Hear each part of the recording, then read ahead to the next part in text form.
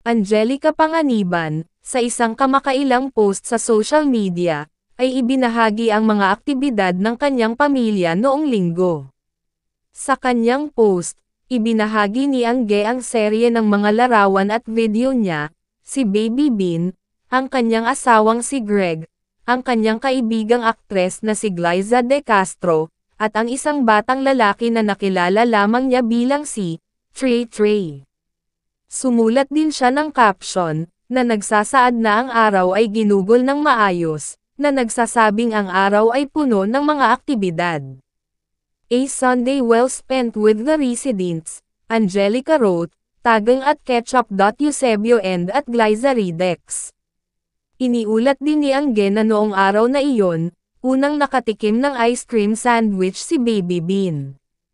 Ibinahagi din ng aktres ang isang video, na nagpapakita ng kanyang asawang si Greg, na nakakatawang ginising ang kaibigan ni Angge, ang aktres na si Glyza De Castro, mula sa kanyang pagtulog. Bean tried ice cream sandwich for the first time, isinulat ni Angelica. Kailangan pa ba namin explain?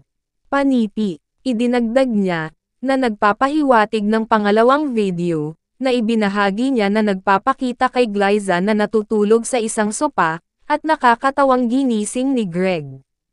Pagkatapos ay ibinahagi niya ang isang video ng batang lalaki na si Trey Trey, na nakasakay sa isang malaking laruan. Trey Trey enjoying his cheese sandwich while riding the caterpillar, sabi ng actress. Pagkatapos ay ibinahagi ni Angge ang isang larawan, na sinabi niyang magiging tanghalian nila, na binubuo ng crispy kangkong, lumpiang sariwa, at marami pang ibang health options. Nag-request ang kaibigan mo ng healthy lunch, so, crispy kangkong, lumpiang sariwa, munggo, tortang talong with mango dressing and cauliflower rice ang menu naming, isinulat niya. Syempre naging present lang kami sa araw na ito, kaya hindi lumagpas ng 4 na slides ang ganap namin, dagdag pa ng actress.